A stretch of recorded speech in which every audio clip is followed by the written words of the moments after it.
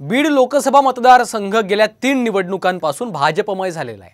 दिवंगत भाजपचे नेते गोपीनाथ मुंडे यांचा बालेकिल्ला असलेला हा मतदारसंघ कधीकाळी काँग्रेसचा गड होता। मात्र आता या भाजपच्या बालेकिल्ल्याला सुरुंग लावण्याची तयारी शरद पवारांनी केलेली आहे। कल महाराष्ट्रामध्ये पाहणार आहोत बीड मतदारसंघाचा आढावा। निवडणूक लोकसभेची, कल महाराष्ट्राचा। कोण होणार बीडचा खासदार? पंकजा मुंडेंसमोर महाविकास आघाडी तग धरेल का?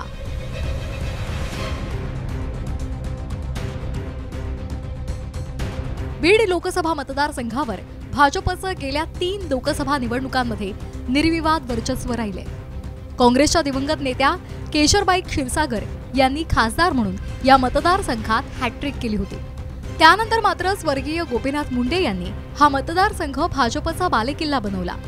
त्यामुळे 2024 मध्येही भाजपला या मतदारसंघात विजय मिळवण्याचा आत्मविश्वास आहे। यंदा भाजपनं प्रीतम मुंडेंऐवजी पंकजा मुंडे यांना उमेदवारी दिल्यामुळे या मतदारसंघाची राज्यभरात चर्चा सुरू आहे।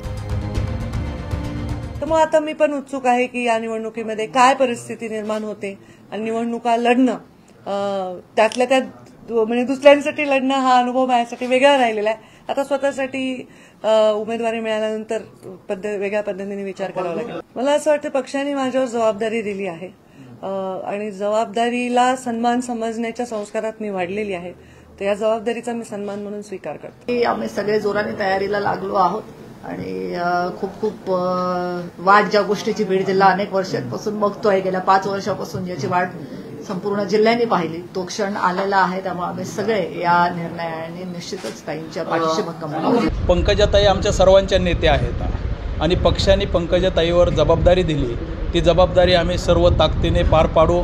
आम्ही सर्वजण प्रीतमताईच्या मार्गदर्शनाखाली पंकजाताईला निवडून आणण्यासाठी महायुतीच्या सर्व घटक पक्षाच्या पदाधिकाऱ्याला बरोबर घेऊन आम्ही ताकदीने ही निवडणूक लढू।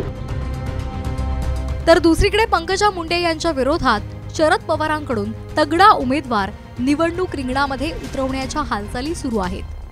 दिवंगत विनायक मेटे यांच्या पत्नी ज्योती मेटे, बजरंग सोनवणे, डॉक्टर अशोक थोरात, नरेंद्र काळे, सुशीला मोराळे यांच्या नावाची चर्चा आहे। आदरणीय पवार साहेब, जयंत पाटील साहेब यांच्याकडे मी एक इच्छुक उमेदवार म्हणून उमेदवारी मागितलेली आहे आणि लवकरच याच्याबाबत निर्णय होईल असं मला वाटतं। मी पक्ष स्थापनेपासून आजपर्यंत ह्या राष्ट्रवादी काँग्रेस पक्षाबरोबर व धर्मनिरपेक्ष विचाराबरोबर कायम काम करत आलेलो आहे। 2014 आणि 2019च्या मतांच्या आकडेवारीवर नजर टाकली तर या मतदारसंघात भाजपची किती ताकद आहे याचा अंदाज आपल्याला येऊ शकेल। कल महाराष्ट्राचा बीड। मतांची आकडेवारी 2014ला प्रीतम मुंडे भाजपकडून लढल्या 9,22,416 मतं त्यांना मिळाली। अशोक पाटील काँग्रेसकडून लढले, त्यांना 2,26,095 मतं मिळाली। प्रीतम मुंडे 6,96,000 मतांनी विजयी झाल्या। कल महाराष्ट्राचा बीड। मतांची आकडेवारी 2019ची प्रीतम मुंडे भाजपकडून लढल्या 6,78,175 मतं त्यांना मिळाली।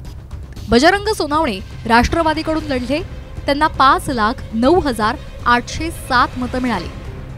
प्रीतम मुंडे 1,68,000 मतांनी विजयी झाल्या। गेल्या काही महिन्यांपासून सुरू असलेल्या मराठा आणि ओबीसी आंदोलनाचा परिणाम या मतदारसंघात जाणवण्याची शक्यता आहे। अलीकडे जे काही सामाजिक अभिसरण झाले आरक्षणाच्या मुद्द्यावरती, तर त्या दरम्यानच्या काळात पंकजा मुंडेंना भूमिका जरी मध्ये घेतली असली तरी म्हणजे याचा अर्थ की त्या मध्यातून चाललेल्या आहेत। मग त्यांना आता दोन्ही गटांना कुरवाळायचं आहे, तर तो पण एक त्यांच्यासमोर एक आव्हानच आपल्याला म्हणता येईल। पंकजा मुंडेंसारख्या दिग्गज नेत्याला तिकीट दिल्यामुळे भाजपसाठी ही निवडणूक तेवढी अवघड राहिली नाहीये। मात्र महाविकास आघाडी कोण उमेदवार देणार यावर पुढची गणितं अवलंबून असतील। विनोद जिरे, साम टीव्ही न्यूज, बीड।